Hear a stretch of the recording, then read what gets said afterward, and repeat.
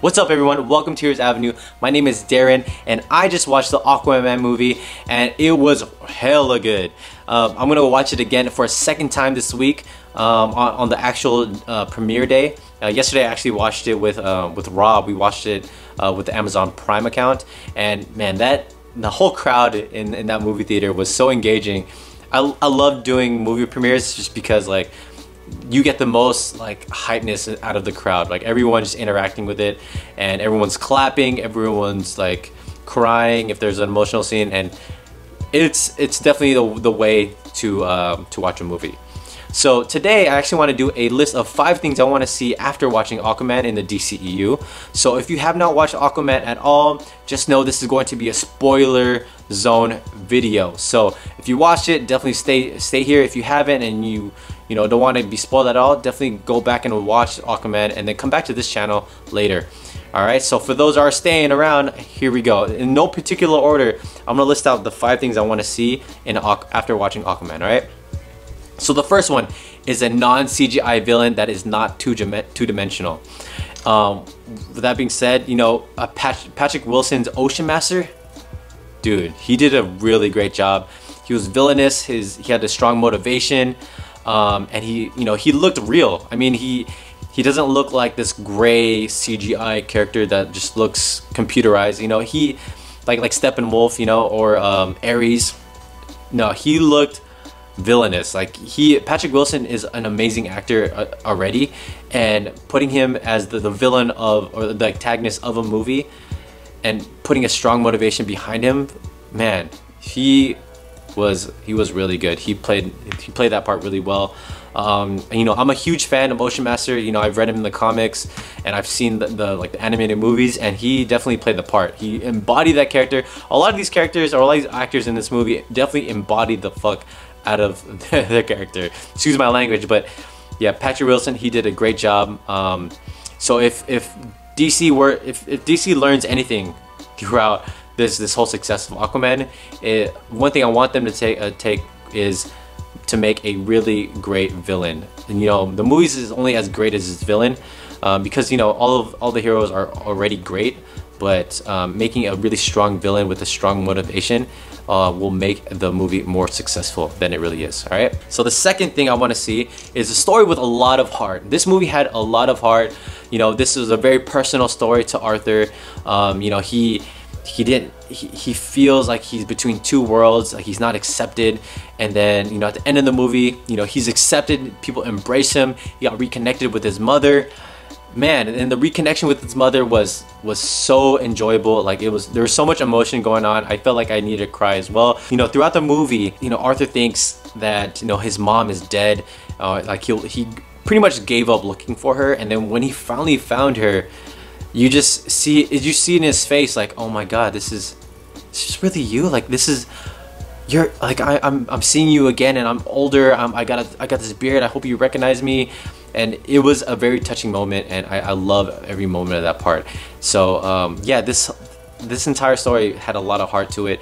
A lot of the recent movies actually are having this emotional value to their movie. Like Spider-Man Into the Spider-Verse had hella heart. Again, if DC continues to put a lot of heart and emotion into their film, they'll get a lot of emotion from the crowd, which means the story will be great and a higher Rotten Tomato score. I'm just kidding. Rotten Tomato score doesn't really matter, but it helps with the box office numbers. All right, so don't kill me. The third thing I want to see after watching Aquaman is better movie score or better movie soundtrack. Oh my god, guys, if you guys watched the Aquaman movie, tell me or not. Am I wrong or not? Because the Pitbull soundtrack was the worst. I hated it. I never want to hear that part again. I know it only played for like 10 seconds, but dude, I feel like that song and some of the song choices in this movie definitely put the movie down a letter grade. And like, why would you play Pitbull in this movie? That's definitely, it doesn't represent Aquaman. 2, why would you play 80s pop in this movie? It makes no sense, especially during that Black Manta scene. No, it had no point in this movie at all. So DC, stick with Junkie XL or a really great music composer.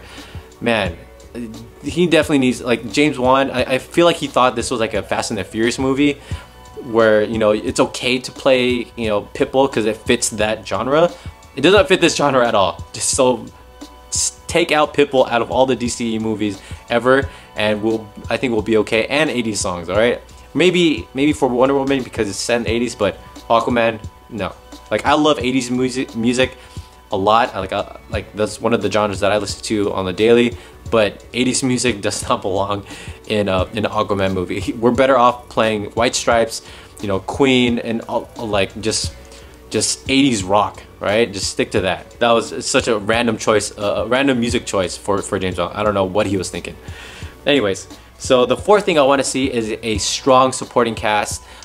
Specifically, you know, we're probably going to see more strong female cast members because, you know, it seems like DC is definitely moving forward with this whole strong female lead or strong female characters. So, you know, besides them, I feel like every supporting character in Aquaman was really great, and like they did their job.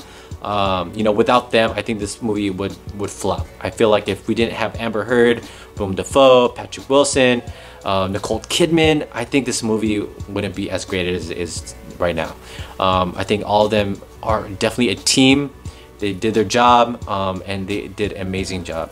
Amber Heard, she's such a badass in this movie. Her and Nicole Kidman, a badass. I give them so much respect because I don't think a lot of them do action movies, and this could be the first action movie to date, and especially for Nicole Kidman, and they did an amazing job, as if like they always do action movies. And Amber Heard, I gotta give it up. She definitely embodied the fuck out of Mera, and man, she did a phenomenal job. I loved every time she was on the screen. You know, she brought in so much chemistry with her and Jason, especially with Willem Dafoe. You definitely feel that that mentorship between him and Jason, and did an amazing job. Shout out to both of them. All right, well, shout out to all of them actually. Yeah. So I want to see like a stronger supporting cast, like especially with like Chris Pine in Wonder Woman. He did just as amazing job as everyone in this movie with Wonder Woman. And if we just continue with this pattern with amazing actors playing these supporting cast members or supporting characters, I think DC is going to be in a good spot in the future. All right, for the last thing is insane action scenes. I want to say I loved every action scene in this movie. Oh my god, the cinematography with all the action scenes was crazy. Like some of it felt like it was one shot in a 360 motion, and some of it just felt very, you know, unconventional. And it was, you know, the different angles of the action scenes, especially the underwater scenes. Man, they were pretty dope. Like if you hated this movie, you can't deny how awesome the action scenes looked. Like that first scene with Nicole Kidman, you know, when she's fighting on land in the house. That was totally unexpected. I didn't think she was gonna fight at all, and she just kind of stood there like, and then she started like kicking people's ass, and it was so dope to see because, you know, one, we never see her fight, and two, like the camera work was crazy.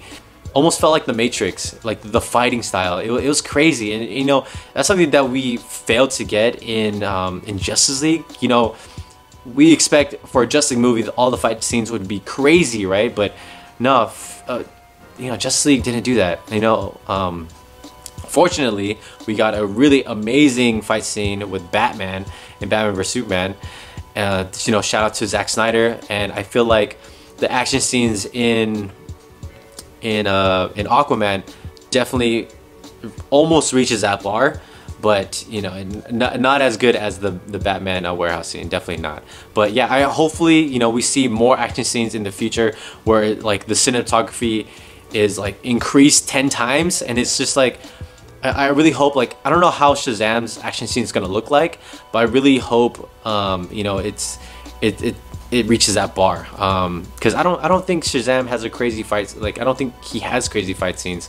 They probably look more like Superman fight scenes, just really brawling it out. So those are my list for 5 things I want to see after watching Aquaman in the DCEU. What are your things that you want to see after watching Aquaman? Let me know in the comments below, subscribe, and I'll see you guys next time. Peace.